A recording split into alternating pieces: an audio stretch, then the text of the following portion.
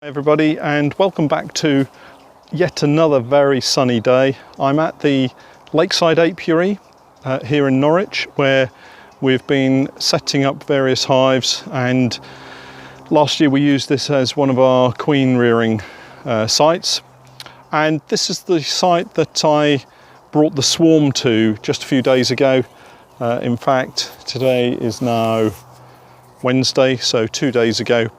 And I had a question on the Patreon page asking about feeding swarms, and I've always followed a method that I was taught when I first started, which is when you first collect a swarm, you really don't know generally where they come from. So there is the possibility that there could be some disease, and if they're carrying disease, then it's likeliest to either be Varroa, piggybacking on their backs, or it could be one of the foul brood diseases that may be hidden in the honey in the form of spores that they're carrying with them.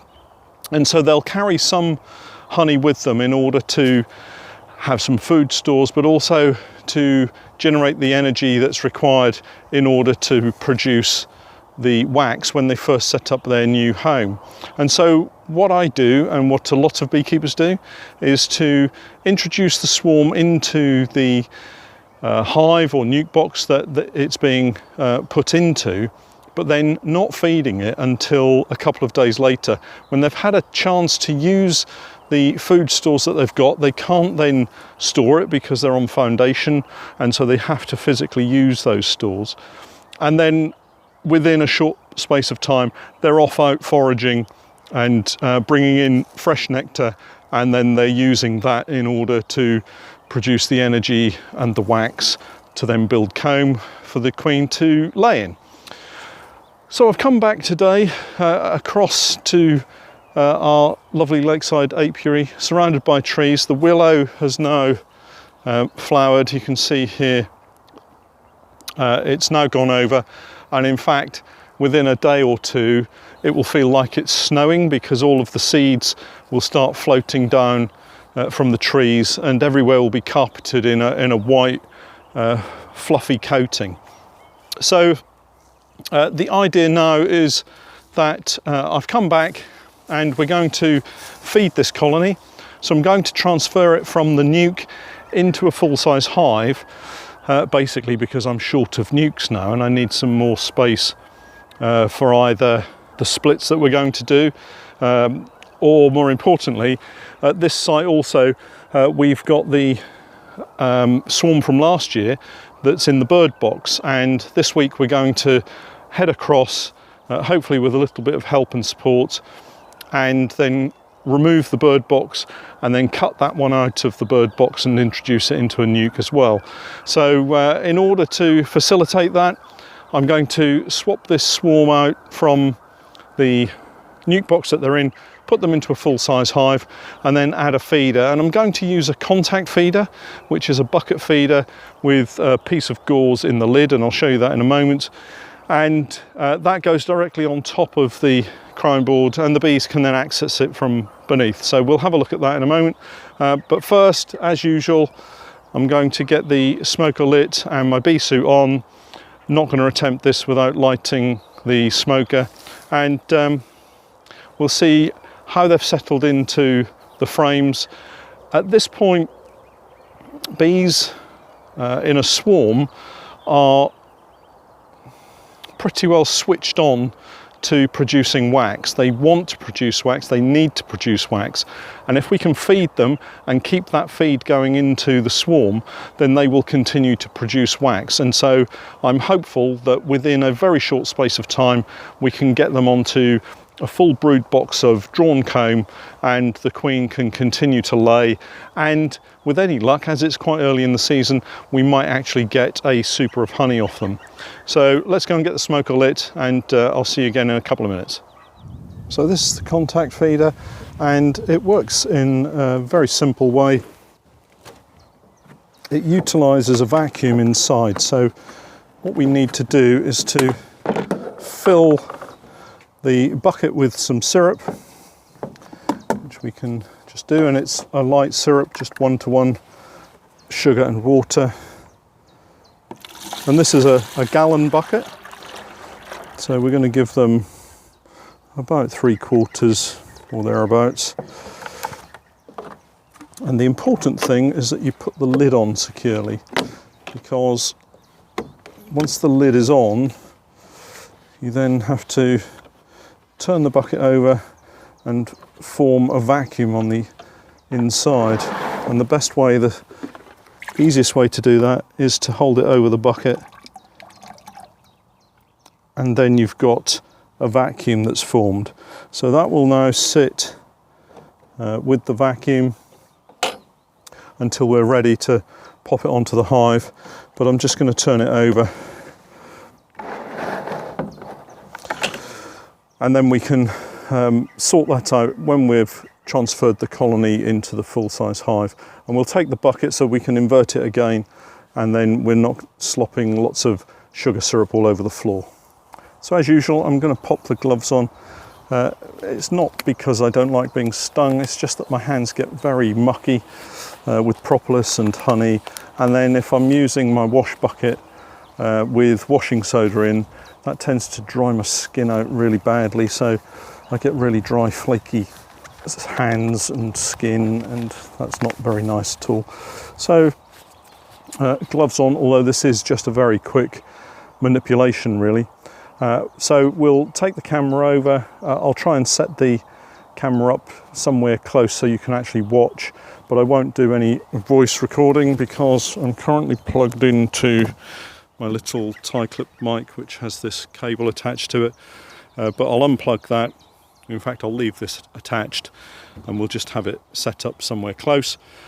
And hopefully you can see a straightforward exchange from a nuke into a full-size hive.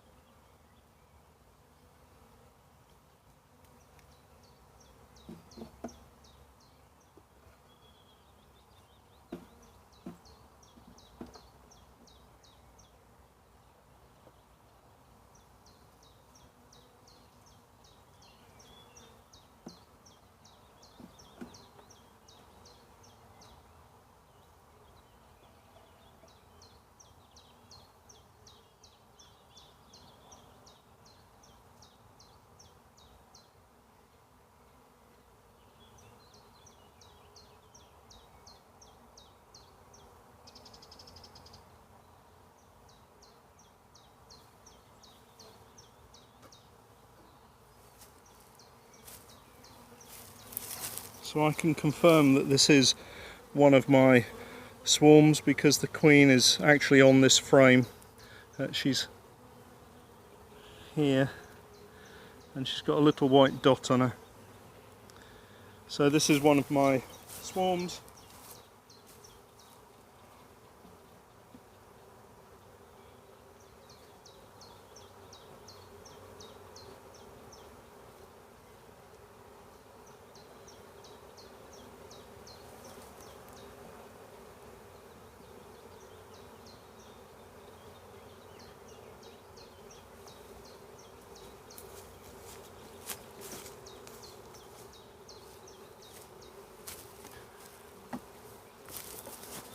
So now that I know that this is one of my colonies and that they are disease free, I can add a couple of frames of previously drawn comb that the queen can then use to lay in a lot quicker than if they had to draw out the comb.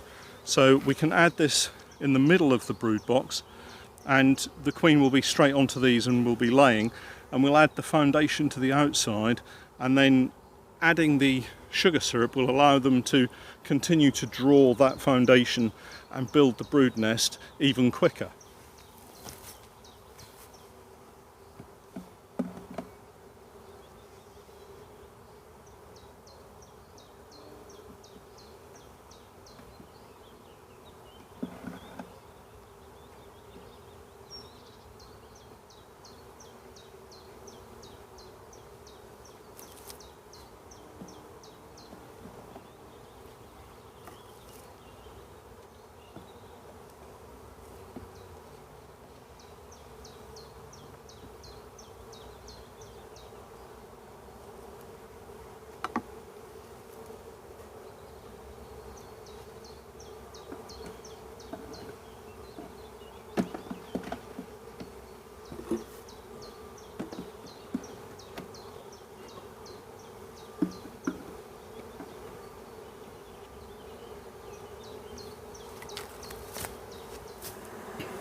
So rather than just adding lots of frames of foundation, what I've done is used a dummy board at each end to reduce the size of the brood nest so that the bees haven't got to work across quite so many of the frames.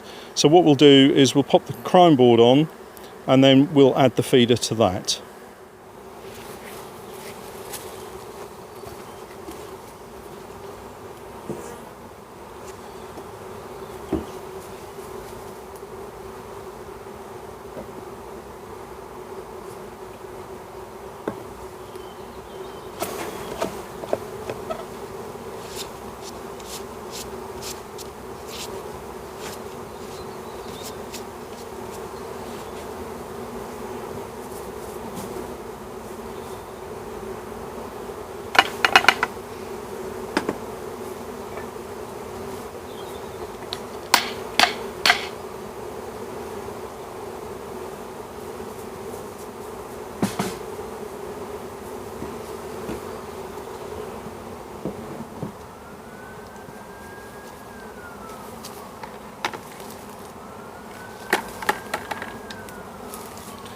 So remember, we need to invert this bucket to create the vacuum.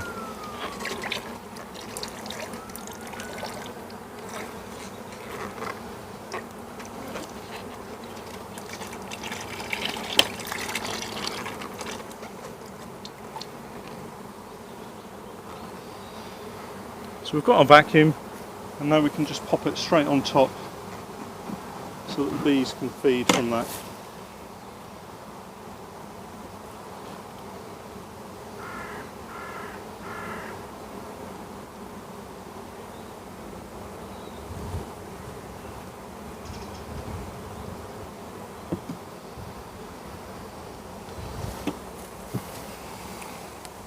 And what I've just done is given it a little squeeze to allow some of the syrup to come out of the bucket onto the crown board and drip down onto the tops of the frames in there. So once that's on the frames, the bees will find it and then come up to the bucket really quickly. If you just pop it on without allowing some of the sugar syrup to dribble down onto the bees, it will take them a little bit longer to find it. So now all we need to do is to pop an empty brood box on top of this to enclose it, and then we can get the roof on.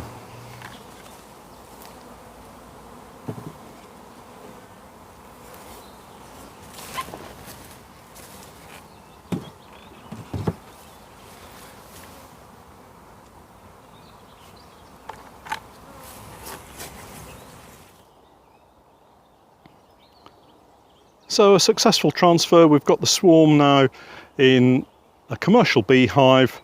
Obviously single brood box with the empty box on top with the feeder in, and hopefully we can check up on them in a few days time and see how much of that sugar syrup has been taken, and then we can top it up again until they've finished pulling all of those frames of foundation. Another hot day, but I hope you enjoyed that. Thanks for your continued support, and we'll catch up soon. Thanks for watching.